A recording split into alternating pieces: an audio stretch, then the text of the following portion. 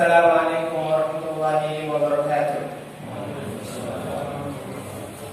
Alhamdulillahilladzi arsala rasulahu bil huda wa dinil haqq yudhhirahu 'ala dini kullihi wa kafa billahi shahida.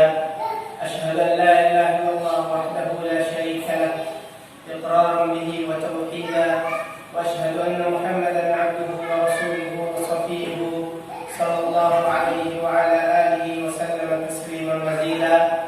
Amma ba'du, ikhwani azanallahu wa iyyakum jami'an.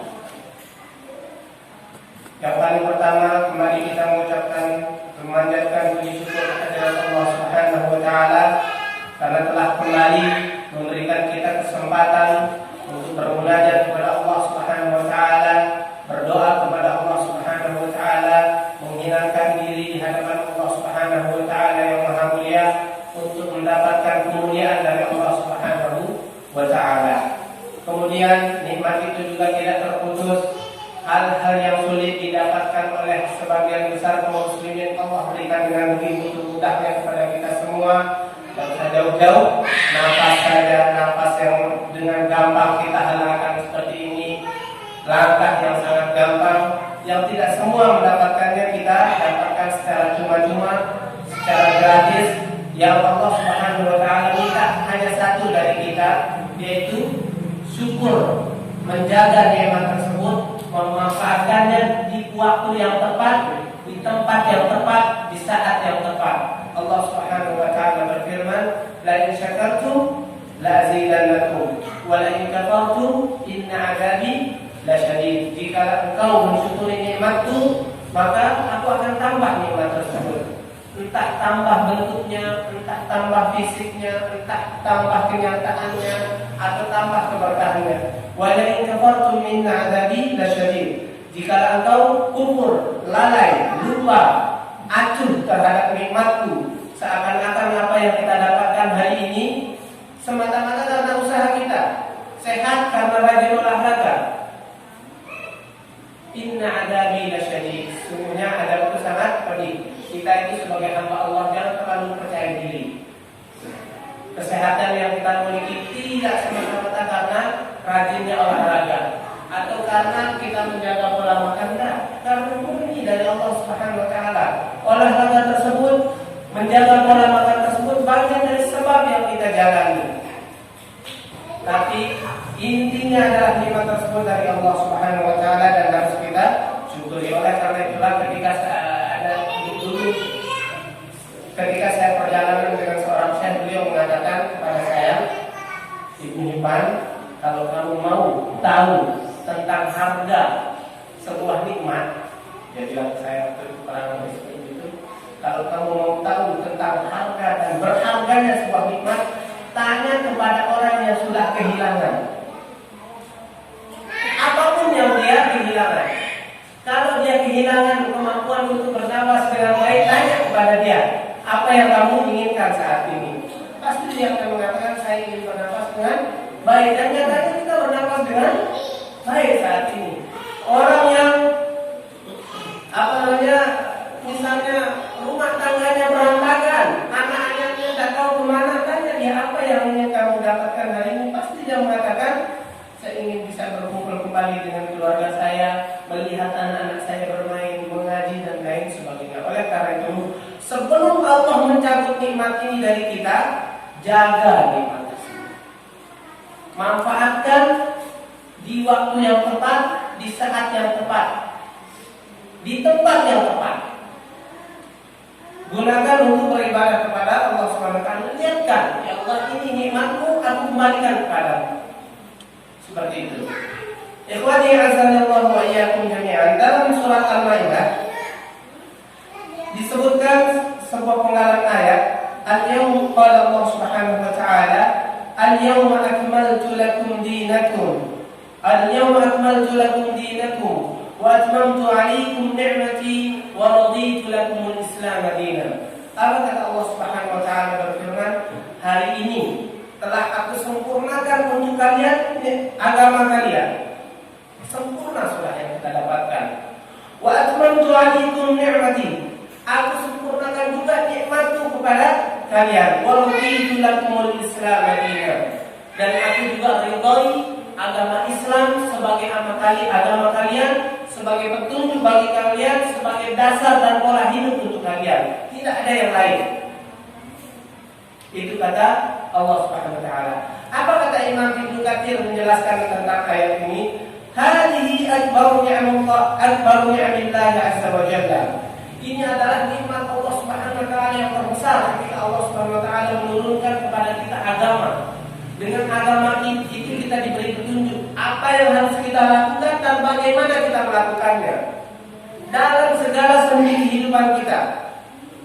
Tidak hanya ibadah saja yang berkaitan dengan hak Allah Subhanahu wa taala, bahkan sosial, kehidupan sosial pun diatur oleh Allah Subhanahu wa taala. هذه أكبر نعم الله عز وجل على هذه الأمة حيث أكمل تعالى لهم دينهم فلا يحتاجون إلى دين غيره. Atas dasar nikmat ini ketika Allah Subhanahu wa taala menyempurnakan nikmat ini untuk kita, fala yahtaju ila dinin ghairi. Seorang hamba tidak membutuhkan agama yang lainnya, tidak membutuhkan ajaran yang lainnya. Semua di dalam ajaran Islam sudah ada, baik yang terkecil dari perkara umat manusia ataupun yang sangat besar. Wala ila nabi ghairihim, ila nabi ghairi nabiyihim. Begitu juga sudah tidak. Ketika Rasulullah diutus, maka umat manusia setelah Rasulullah tidak membutuhkan nabi setelahnya. Artinya syariat Rasulullah SAW sudah sempurna. Salawatullahi wassalamu alaihi wa lihada ja'alahu Allah khatimal anbiya. Oleh karena itulah dijadikan Rasulullah penutup para nabi.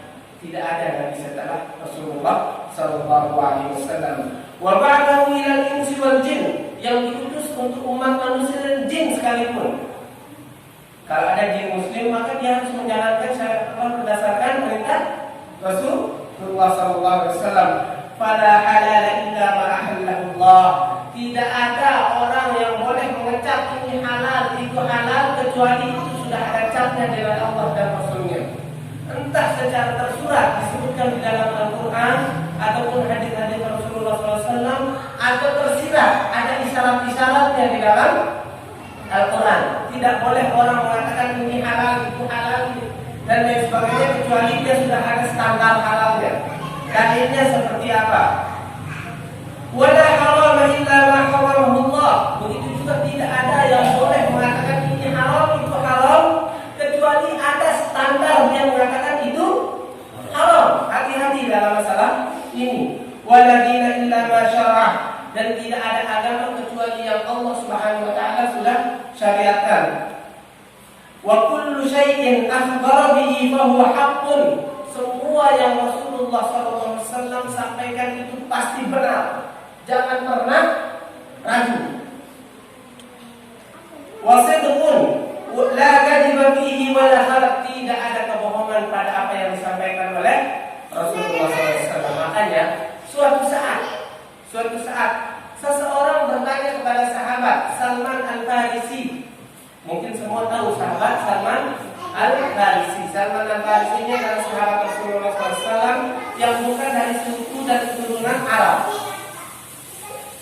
Bertanya seseorang kepada beliau, "Qila lahu qad 'allamakum nabiyyukum sallallahu alaihi wasallam kulla syai'in hatta al-khira'ah." Wahai Salman, kata ini kayaknya suaranya betul. Wahai Salman, kata seseorang ini, saya mendengar bahwasanya Nabi kalian sudah mengajarkan segala sesuatu kepada kalian, sampai hal yang terkecil, al-khira'ah. Al-khira'ah itu tahu bagaimana seseorang membuang hajat. Hatta al-khira'ah, semua diberitahu kalian sampai bagaimana kalian membuang hajat. Apa kata Salman Al-Farisi? Bala, iya, semua sudah diajarkan kepada kami, sampai cara kami membuang hajat. Saking lengkapnya ajaran Islam ini. Kemudian apa kata Salman Al-Farisi melanjutkan? Laqad nahana an tastaqbil al-qiblata li gha'itin. Rasulullah melarang kami ketika buang hajat dengan menghadap kiblat. Au baulin, begitu juga ketika kencing. Au atastanjiya bil yamin, begitu juga dengan mencuci dengan menggunakan tangan kanan. Rasulullah melarang kami katanya. Ya, detail apa yang Rasulullah ajarkan. Sampai-sampai hal yang ringan ini diajarkan. Tak boleh begini, tak boleh begitu. Kemudian dia diawali min thalathati ahjar. Seandainya tidak ada air, ya Rasulullah sallallahu alaihi wasallam kata Salman, Rasul kami Rasulullah sallallahu alaihi wasallam melarang kami untuk beristinja, bersuci dengan batu kurang dari 3 batu. Tidak boleh, kata Salman, didetailkan lagi oleh Salman Al-Farisi untuk meyakinkan si penanya bahwasanya agama ini sudah sempurna. Au nastanjiya bi rajulin aw bi idhamin. Begitu juga Rasulullah SAW melarang kami untuk membersihkan kotoran kami dengan limbah, artinya kotoran hewan yang kering kemudian seakan-akan menjadi batu atau debu, itu kami dilarang oleh Rasulullah SAW. Au bi idhamin, bahkan dengan tulang-tulang yang ada di dalam kami dilarang. Apa tujuan Salman Al-Farisi menyatakan ini kepada si penanya ini? Untuk meyakinkan bahwasanya tidak ada yang kurang di dalam agama kita. Semua sudah dijelaskan hal-hal yang terkecil. Tidak boleh gini, tidak boleh begitu. Apa yang harus kita lakukan kalau tidak ada air? Kalau tidak ada air pakai batu, apa yang harus kita lakukan dengan batu? Kalau tidak ada batu, apa yang kita lakukan dengan yang lain? Semua dijelaskan. Sama dengan apa yang kita bahas pada kali ini. Orang menganggap urusan rumah tangga, urusan keluarga, urusan pendidikan tidak ada di agama Islam. Siapa yang bilang tidak ada di agama Islam? Semua sudah diperinci. Seandainya kita membahas satu ayat saja beserta tafsir-tafsirnya, beserta penjelasan para ulama tentang ayat itu, tidak selesai satu malam. Bagaimana kita melakukan pendidikan?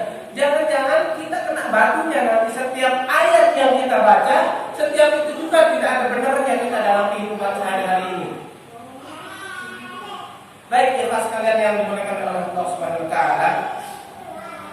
Seperti yang kita jelaskan bahwasanya semua sudah sempurna, termasuk diantaranya adalah tentang masalah bagaimana kita mendidik keluarga kita, bagaimana kita memiliki sikap sebagai kepala rumah tangga. Satu ayat Allah Subhanahu wa taala secara umum disebutkan. Pertama kita mulai dari ayat yang sangat umum.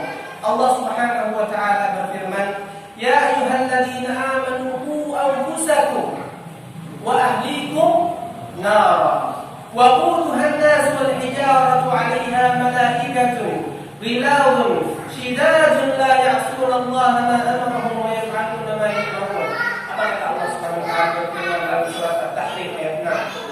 Hai orang-orang yang beriman, qu anfusakum wa ahlikum nara. Ini pola hidup pertama yang harus kita camkan dalam otak kita. Pola hidup pertama sebagai kepala keluarga yang harus kita camkan baik-baik. Qu anfusakum wa ahlikum nara. Lindungi diri kalian, ingat diri kalian.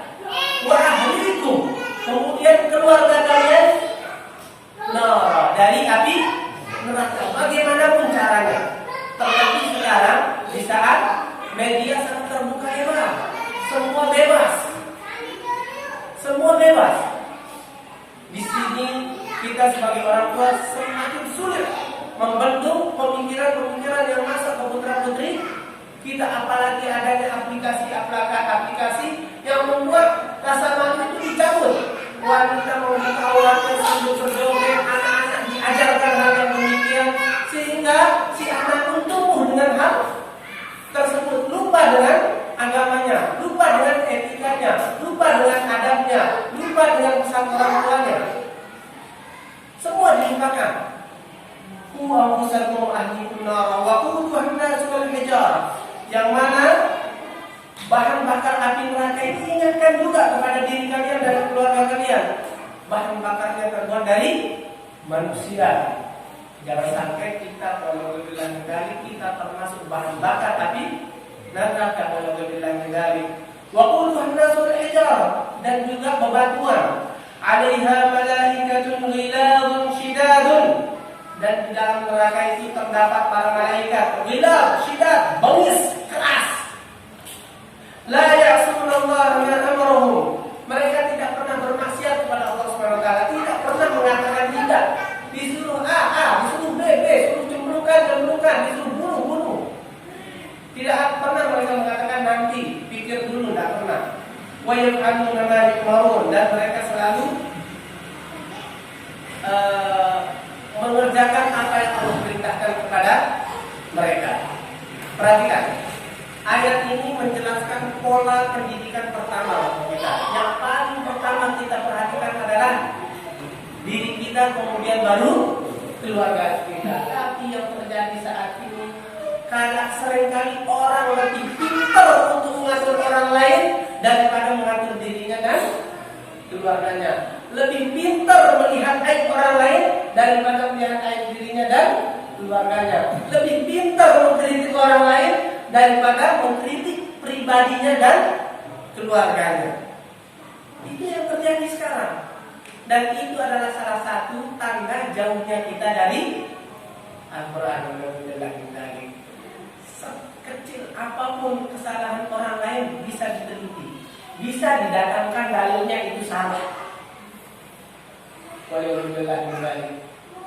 Sekecil apapun aib orang lain bisa dibongkar dan bisa mendapatkan dalil bahasanya itu tidak boleh, tapi pada dirinya, pada keluarganya tidak pernah berlaku dalil-dalil tersebut. Itu yang terjadi. Padahal konsep dasarnya diri dulu, baru orang lain. Sama dengan kita yang ada di sini, termasuk misalnya yang panitianya atau saya dan lain sebagainya. Jangan sampai kita yang sibuk di sini mengatur pengajian, tapi keluarga kita sendiri tidak hadir di pengajian. Bahaya ini. Orang lain bisa mendengarkan, keluarga kita tidak mendapatkan manfaatnya. Kita mengatur jam sholat, mengatur ini, iqamahnya jam berapa, tapi ternyata keluarga kita tidak ada yang disiplin melaksanakan sholat. Bahaya ini. Kebalikan dari konsep Al-Quran. Al-Quran mengatakan diri kamu dulu, keluarga kamu dan orang lain. Baru orang lain. Apa kata Imam Qatadah rahimahullah? Apa yang harus dilakukan seorang kepala keluarga dalam dirinya dan keluarganya? Ya'muruhum bi ta'atillah, berusaha untuk memerintahkan keluarganya agar selalu taat kepada Allah dalam urusan kecil ataupun besar. Wa yanhahum an ma'siyatillah, melarang mereka bagaimanapun caranya supaya tidak bermaksiat kepada Allah. Wa an yaquma 'alaihim bi amrillah, dan selalu mendukung mereka untuk bisa taat kepada Allah. Pak, saya mau siap, Bapak siap kantor. Pak, saya mau siap, Bapak siap dukung dalam kebaikan. Tapi kalau dalam urusan jam, Pak, ada pengajian atau kegiatan baik, berikan kuota. Jangan kuotanya untuk hal-hal yang tidak. Kita semua akan ditanya oleh Allah Subhanahu wa taala untuk apa uang kita nanti. Semua akan ditanya oleh Allah Subhanahu wa taala. Kemudian wa ya'muruhum wa yusa'iduhum 'alaihi fa idza ra'aita lillahi ma'siyatan qad da'tahum 'anha wa zartahum wa zajartahum 'anha. Ketika kamu melihat ada kemaksiatan dalam dirimu dan keluargamu, kamu mengingkarinya, kamu melarang mereka. Jangan segan-segan untuk mengingkarinya, jangan segan-segan untuk melarang mereka. Memang ya ikhwan, ini catatan. Tidak mesti orang yang menjadi aktivis kebaikan itu harus sempurna keadaannya terlebih dahulu. Saya tidak mau sholat, tidak mau ngajak orang sholat karena keluarga saya tidak ada yang sholat. Tapi konsep dasarnya, perhatikan dulu keluarga, diri dan keluarga, baru orang lain.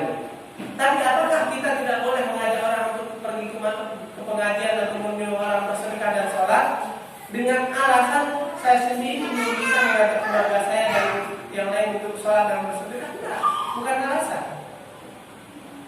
Tetap kita berusaha untuk mendidik diri kita dan keluarga kita kemudian kita bisa mencari pahala dengan mengajak orang lain dalam apa yang kita inginkan. Cari pahala. Dari sini dan dari dua. Baik, itu secara umum. Dalam sebuah hadis juga Rasulullah SAW, hadis ini diriwayatkan oleh Imam Bukhari, nomor hadis 1359.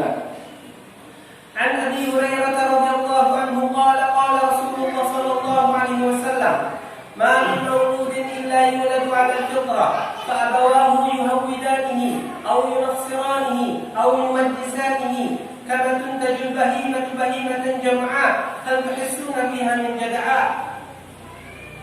Apa kata Rasulullah SAW dalam hadis dari sahabat Abu Hurairah radhiyallahu anhu? Tidak ada seorang manusia pun terlahir kecuali dia terlahir dalam keadaan fitrah. Fitrahnya bersih, hatinya bersih, jiwanya bersih, siap untuk menjadi seorang yang muslim dan siap menyatakan iman kepada Allah Subhanahu wa taala dan siap untuk melaksanakan perintah Allah dan Rasulullah SAW. Itu keadaan awal orang yang terlahir. Semuanya bersih. Dia terlahir dalam kesiapan untuk menjadi insan yang beradab, yang berakhlak. Itu orang terlahir. Tapi apa kata Rasulullah SAW? Fa'abawahu, cuma orang tuanya, kedua orang tuanya yuhawwidani. Kalau kedua orang tuanya Yahudi, maka dia pun tumbuh menjadi seorang Yahudi. Au yunasrani, kalau kedua orang tuanya orang Nasrani, maka dia pun tumbuh menjadi orang yang Nasrani. Au yumajjisani, kalau kedua orang tuanya pun orang Majusi, maka dia pun tumbuh menjadi Majusi. Dia yang membentuknya. Dia ya membentuknya. Kama tuntajul bahimatu bahimatan jam'a, sebagaimana kata Rasulullah SAW, hewan ternak itu kalau terlahir sempurna, tidak ada cacatnya. Hal tuhissuna minha min jada'a, apakah kalian pernah melihat, kata Rasulullah SAW, hewan ternak terlahir dalam keadaan telinganya dibolongin sebagai tanda kepemilikan, atau paha belakangnya ada tulisannya? Tidak ada. Sama dengan seorang manusia. Dia terlahir dalam Islam, dia terlahir dalam iman, dia terlahir dalam adat, cuma lingkungan terdekatnya lah yang berubah. Siapa lingkungan yang terdekat? Keluarganya.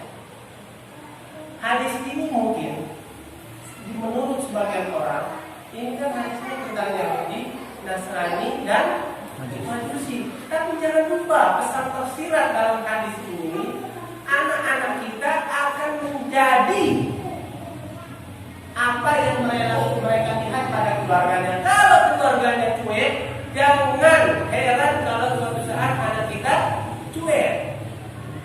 Kalau keluarganya cinta kebaikan, bukan sebuah keajaiban ketika anak-anak kita juga mencintai kebaikan. Kalau anak-anaknya keras, bengis, pasti dia paling pertama yang paling dia adalah sifat bengis dan keras di dalam keluarganya. Karena anak-anak ini terlahir dalam keadaan bersih, dicontohkan yang aneh-aneh oleh orang tuanya, diberikan dia sesuatu yang aneh-aneh oleh kedua orang tuanya, jadilah dia manusia yang. Kalau anak setiap hari diperdengarkan Al-Quran, maka dia akan menjadi generasi Al-Quran. Kalau anak diperlihatkan kalimat kasar, kalimat yang lebih kasar bisa dia ucapkan. Kalau anak diperlihatkan aplikasi-aplikasi yang isinya menghilangkan rasa malu seorang wanita dan perempuan, maka dia akan kehilangan rasa malunya. Dia tidak malu untuk bermaksiat di hadapan siapapun. Kalau anak dicuekin dengan kemungkaran yang ada pada dirinya, dia akan sangat gampang untuk melakukan kemungkaran. Jadi bukan sekolah yang dituduh yang pertama. Sekolah ini nggak bagus, masa anak dibiarin begini? Lingkungan saya yang nggak bagus, masa begini dia? Lingkungan itu memang ada pengaruhnya. Sekolah itu memang ada pengaruhnya. Tapi jangan lupa, pengaruh pertama itu dari siapa? Jangan tuduh orang lain dulu. Jangan tuduh lingkungan lain dulu. Tuduh orang terdekat dari orang anak ini, orang terdekatnya siapa? Orang tuanya. Lingkungan terdekatnya siapa? Keluarganya. Seringkali kita keluar dari pola Al-Quran dan pola hadis Rasulullah SAW dalam pendidikan. Hanya bisa nuduh orang lain tapi tidak pernah melihat diri sendiri. Walhamdulillah. Kemudian hadis yang lain yang mengatakan, ini bahaya. Apa kata Rasulullah SAW? Perhatikan. An Abdullah radhiyallahu anhu anna Rasulullah sallallahu alaihi wasallam qala kullukum ra'in wa kullukum mas'ulun 'an ra'iyatihi fal amiru alladhi 'ala an-nasi ra'in wa huwa mas'ulun 'anhum wal rajulu ra'in 'ala ahli baytihi wa huwa mas'ulun 'anhum wal mar'atu ra'iyatun 'ala bayti ba'liha wa waladihi wa hiya mas'ulatun 'anhum wal 'abdu ra'in 'ala mali sayyidihi wa huwa mas'ulun 'anhum ala fa kullukum ra'in wa kullukum mas'ulun 'an ra'iyatihi. Dari sahabat Abdullah radhiyallahu anhu bahwasanya Rasulullah sallallahu alaihi wasallam bersabda, kullukum ra'in, setiap kalian itu adalah pemimpin. Ingat, camkan baik-baik. Setiap kalian ini adalah pemimpin, termasuk saya. Bukan saya begini tadi sekedar belakang ngomong saja ini. Kullukum ra'in, setiap kalian itu adalah pemimpin. Wa kullukum mas'ulun 'an ra'iyatihi, atau mas'ulun 'an ra'iyatihi. Dan setiap kalian akan ditanya oleh Allah Subhanahu wa taala tentang kepemimpinan kalian. Apa yang kalian lakukan? Apa yang kalian berikan? Apa yang kalian didikan? Apa yang kalian biasakan? Allah akan tanya.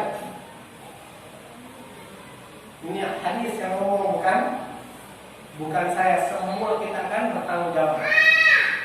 Dirincikan oleh Rasulullah SAW. Dengan perincian ini kita tidak akan bisa menyalahkan orang lain. Fal amiru ra'in 'ala fal amiru alladhi 'ala an-nasi ra'in wa huwa mas'ulun 'anhum. Para pemimpin adalah pimpinan yang akan diminta pertanggungjawabannya oleh Allah Subhanahu wa taala. Pimpinan amir itu kayak misalnya bupati, wali kota, gubernur, presiden dan lain sebagainya. Mereka adalah pemimpin dan Allah akan minta pertanggungjawabannya atas kepemimpinannya. Selesai.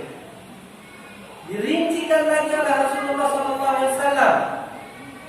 Wal rajulu ra'in 'ala ahli baitihi wa huwa mas'ulun 'anhum. Seorang lelaki itu pimpinan dalam keluarganya dan dia akan diminta pertanggungjawabannya atas kepemimpinannya. Apa yang dia lakukan untuk istrinya? Apa yang dia lakukan untuk anak-anaknya?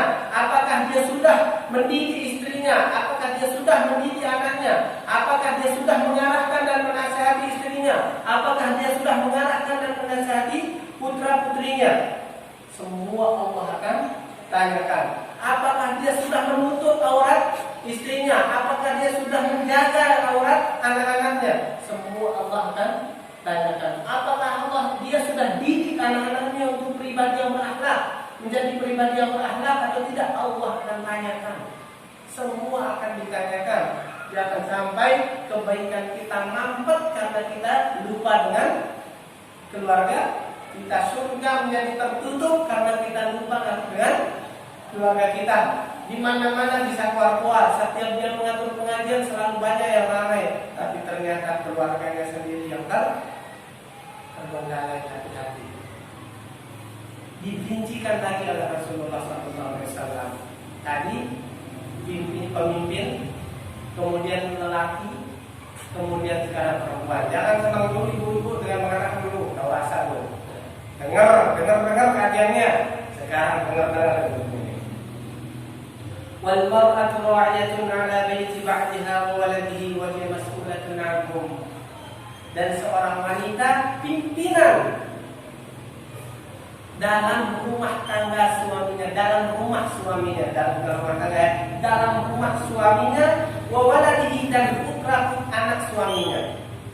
Bagaimana dia membesarkan dia? Apakah dia dididik untuk menjadi anak yang baik atau dididik menjadi pembangkang dan lain sebagainya? Wahia mas'ulatun 'anhum, dan perempuan itu akan ditanya oleh Allah Subhanahu wa taala apa yang dia lakukan dengan kepemimpinan pimpinannya, apa yang dia lakukan untuk anaknya, apa yang dia lakukan juga untuk sahabat suaminya, bagaimana dia berkhidmat untuk suaminya, bagaimana dia mengajarkan anak-anaknya, bagaimana dia mendidik anaknya untuk selalu taat kepada orang tuanya dan yang lainnya akan ditanya. Jadi di sini ada hubungan yang berkesinambungan antara pimpinan tertinggi, terus pimpinan keluarga, istri dan lain sebagainya. Bahkan Rasulullah SAW menyebutkan wal 'abdu ra'in 'ala mali sayyidihi wa huwa mas'ulun anhu. Seorang hamba, seorang pembantu itu bertanggung jawab pimpinan terhadap amanah yang diberikan oleh tuannya. Kalau pembantunya diberikan amanah, maka Allah akan pertanyakan amanah itu. Setelah itu apa kata Rasulullah SAW? Ala faqillukum ra'in wa kullukum mas'ulun an ra'iyati. Sekali lagi kata Rasulullah SAW, setiap kalian adalah pemimpin dan setiap kalian akan diminta pertanggungjawabannya kelak di hari kiamat. Jadi jangan saling menyalahkan saja. Si bapak nyalahin istrinya, ngapain aja sehari kok bisa begini. Si istri balik, bapak ini dari dulu memang begini. Udah kacau sih. Karena jauhnya kita dari ilmu, jauhnya kita dari Al-Quran, jauhnya dari kita dari sunnah-sunnah Rasulullah SAW. Kita tidak tahu apa yang harus kita lakukan sebagai pimpinan rumah tangga, dan para ibu pun tidak tahu yang harus dilakukan untuk keluarganya. Jadi pendidikan tentang fikih itu ini sangat penting supaya terjadi beneran sakinah, mawaddah dan rahmah. Jangan hanya terjadi itu di slogan undangan saja, undangan pernikahan, sakinah, mawaddah dan rahmah, walimah, semua senyum, di rumah berantem. Miliaran harganya walimahnya, tapi di rumah kayak neraka, panas, tidak ada ketenangan, tidak ada kenyamanan, yang ada saling menyalahkan. Bahaya.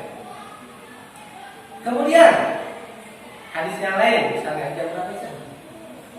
Ya diukur.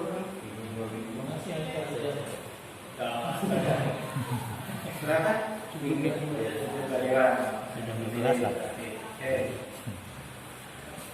Berikutnya, apa kata Rasulullah SAW tentang bahwasanya keluarga itu memiliki pengaruh yang kuat dalam pendidikan, dan anak itu adalah cerminan pertama dari sebuah keluarga.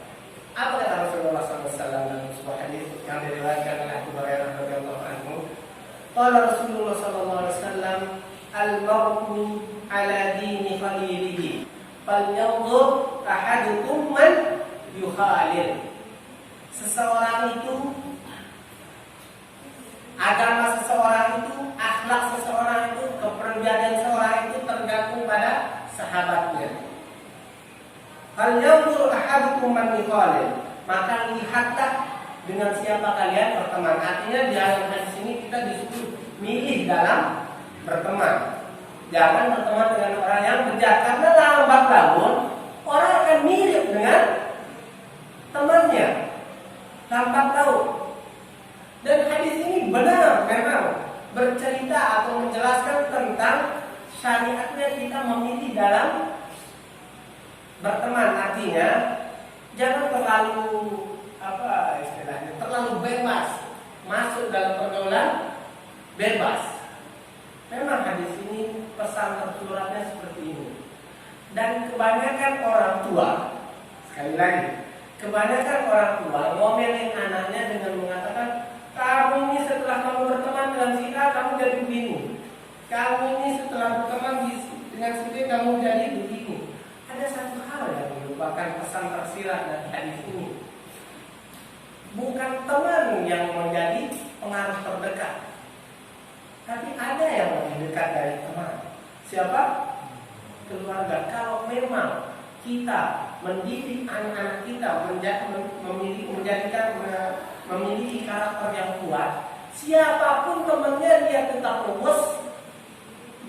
luas dalam berteman, tapi tidak pernah terbaur,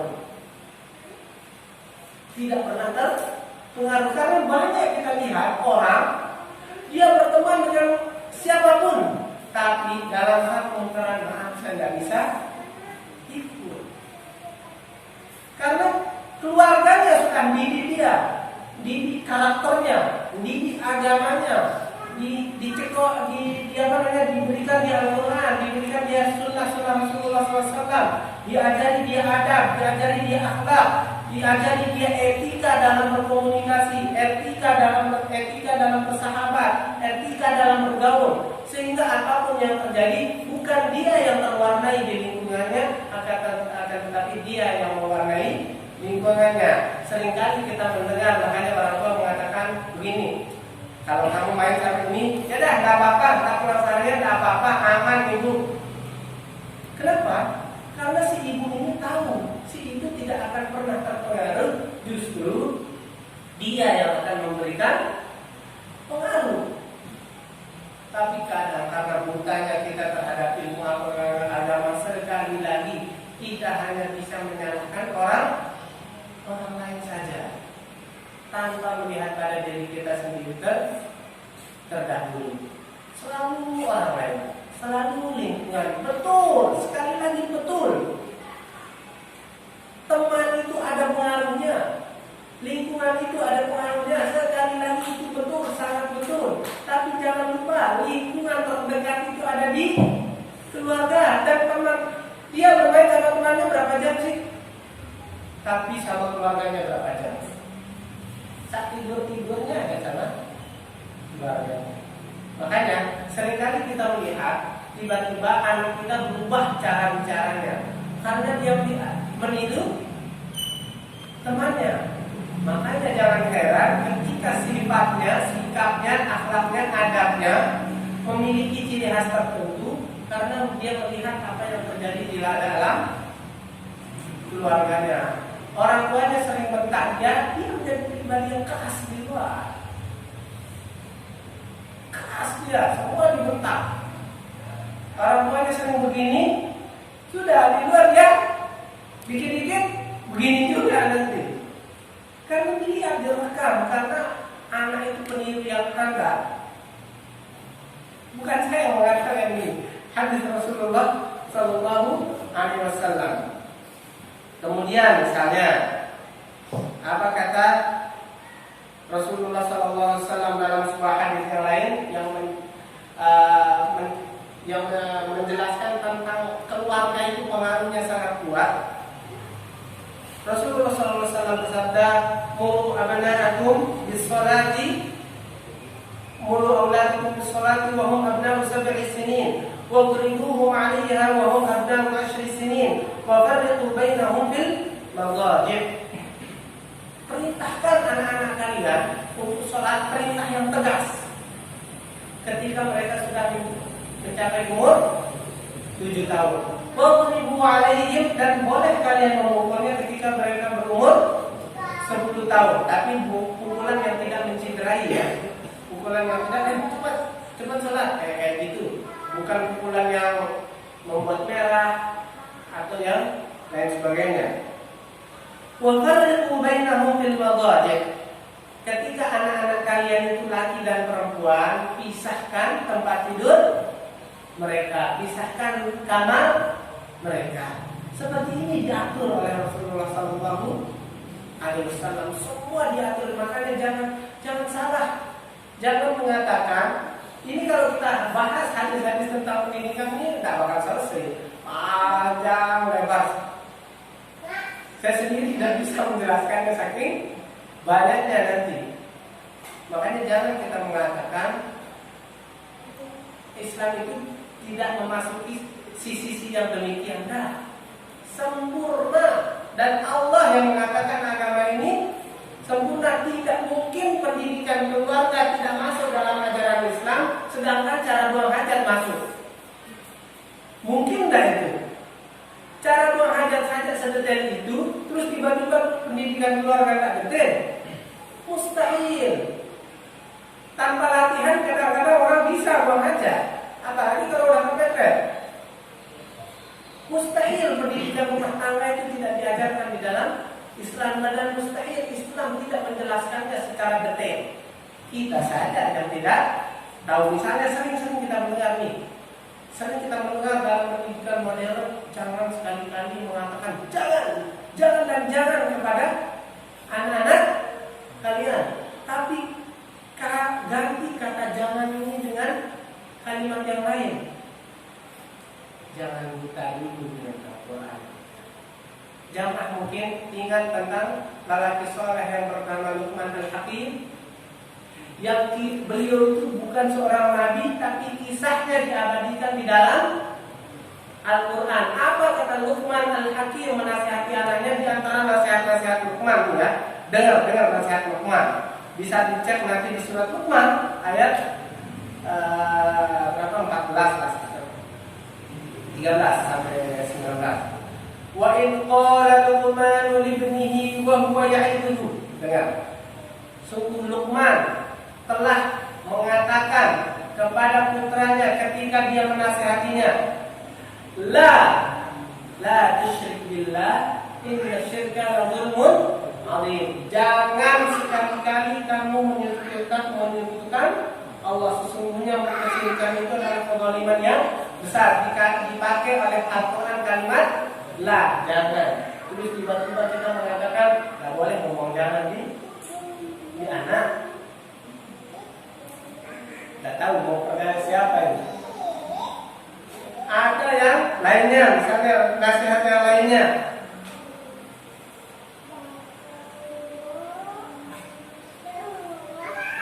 Wala tusa'ir, atau kita baca lengkap nasihatnya ya. Wa wasainal insana biwalidayhi hamalathu ummuhu wahnan 'ala wahnin wa fisaluhu fi 'amayn an ishkur li wa liwalidayka ilayya al-masir. Dan kami juga wasiatkan kepada umat manusia untuk berbuat baik kepada kedua orang tuanya. Hamalathu ummuhu, yang mana ibunya mengandung dia dalam keadaan lemah. Jarang, mungkin tidak ada ya orang mengandung semakin seger, pasti semakin lemah. Setiap nggak tahu ada nggak ibu-ibu yang mengatakan, kok setiap saya ngandung selalu saya semakin seger? Kayaknya nggak ada.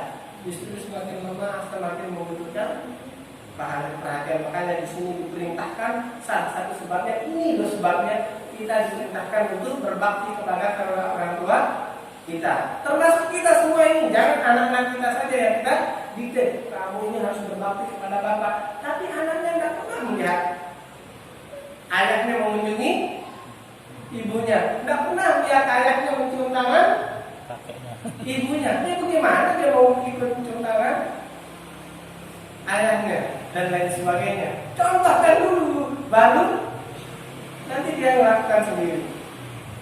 Wa bisaluhu fi 'amain, dan dia disusui selama 2 tahun. Anishkurli, untuk bersyukur kepada Allah Subhanahu wa taala.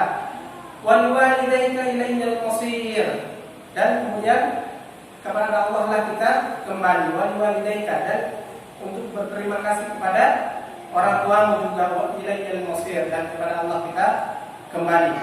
Wa in jahadaka, tapi ada tapinya, ala tusyrik bima laysa laka bihi 'ilm fala tuti'huma. Tapi kalau orang tua kita menyuruh kita kepada kemungkaran, termasuk di antaranya adalah kesyirikan, di saat itu kita boleh mengatakan tidak, tapi dengan cara yang terbaik, tetap yang terbaik. Oh maaf Pak, kalau yang ini kalau bisa jangan, ini tidak baik. Allah melarang kita melakukan ini dan lain sebagainya.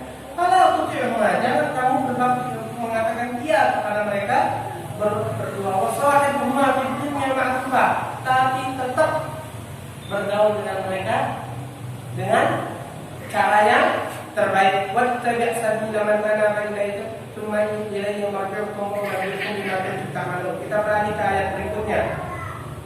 Ya bunayya, kata Luqman, wahai anakku, inna qala habbatun min khardalin, seandainya ada sebuah perbuatan dosa sebesar biji sawi kecil sekali ya, fatakun fi sakhratin, kemudian biji tersebut dimasukkan ke dalam batu besar atau berada dalam batu besar, au fis samawati au fil ard, atau di langit dan di bumi yang tidak jelas keberadaan Ya'ti biha Allah, innallaha latifun khabir. Allah Maha mampu untuk mendatangkannya, membuktikannya itu adalah dosa. Innallaha latifun khabir.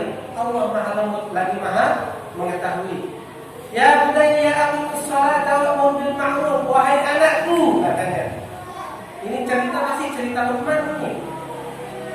Wahai anakku, aqimus shalah, laksanakan shalah, wa'mur bil ma'ruf, perintahkan kepada kebaikan, wanha 'anil munkar.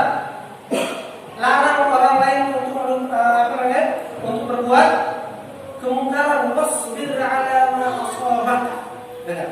Wasbir 'ala ma asabak. Ketika kamu mendapatkan musibah, kamu harus kuat, kamu harus sabar. Itu nasihat Luqman. Inna dzalika min azmil umur, sungguhnya itu sebaik-baik perkara. Apa nasihatnya itu? Wala tusahhir khaddaka linnas, wahai anakku, jangan pernah kamu berlaku cemberut kepada orang lain. Wala, jangan katanya. Boleh berarti ini Al-Qur'annya mengatakan jangan. Wala tusahhir khaddaka linnas, jangan pernah kamu berlaku cemberut kepada orang lain. Beda pilihan begini, beda ini pandangan begini langsung dan lain sebagainya, beda pendapat sama juga aliasnya begini, bahaya. Wala tamshi fil ardi marha, jangan kamu bertandang-bertenteng dalam cara berjalanmu, mentang-mentang dia punya jabatan, mentang-mentang penghasilannya lebih dari orang lain, dia merasa bangga berjalan di depan selain dirinya. Innallaha la yuhibbu kulla mukhtalin fakhur. Sesungguhnya Allah tidak menyukai orang-orang yang angkuh dalam hidupnya, dalam cara berjalannya, dalam cara hidupnya. Jangan bangga ya ikhwah, jamaah sekalian, ketika orang lain nunduk karena takut karena kekuasaan kita, atau karena takut karena harta kita bisa kita gunakan untuk mencelakai orang lain, jangan bangga. Justru Allah tak suka yang demikian. Hati-hati main sama saya, hati-hati berurusan sama saya. Nggak tahu jabatan saya, nggak tahu siapa saya. Oh, nih baca surat Luqman ayat 18 sampai 19. Suruh baca surat Luqman. Waqsid bi masjika, anakku, kata Luqman, selalu tenang ketika kamu berjalan. Jangan berkata tentel, jangan cemberut, jangan apa, tapi tenang dalam berjalan. Waqbud min sautik, kalau ngomong jangan teriak-teriak, tenang, santai. Inna anjalul aswadi la sautul hamiyah, sesungguhnya sejelek-jelek suara adalah suara keledai. Tidak butuh teriak, dia teriak. Itu keledai. Ada orang ngomongnya tidak dalam kata-kata selalu teriakin orang, itu tidak baik. Coba baca surat Luqman, coba baca tafsirnya. Minta asatidz yang ada di sini untuk membaca tafsirnya. Bagaimana Luqman orang biasa, tapi Allah abadikan namanya dan nasihatnya di dalam Al-Quran. Itu pentingnya kita menuntut ilmu. Allahumma inna ma yanfa'una wanfa'na ma 'allamtana wa zidna ilman wa hudan wa tuqan wa salahan ya rabbal alamin. Pentingnya kita menuntut ilmu. Semoga Allah Subhanahu wa taala selalu memberikan kita taufik dan hidayah untuk bisa mengamalkan apa yang kita ketahui dan menjadikan hidup kita lebih baik dengan apa yang kita dapatkan dan ilmu-ilmu yang diajarkan, dan Allah juga menjadikan kita menjadi berakhlak, beradab dengan apa yang kita dapatkan. Jangan sampai semakin kita mengaji, semakin kita angkuh. Semakin Allah membuka rezekinya, semakin kita sombong. Salah ini. Salah. Semakin kita berilmu, maka tanda keilmuan kita itu menjadi semakin tenang, berwibawa, santai, tidak sembrono dan lain sebagainya. Wassallallahu ala nabiyyina Muhammad wa ala alihi wa sahbihi wasallam. Subhanakallahumma wa bihamdik, asyhadu an la ilaha illa anta, astaghfiruka wa atubu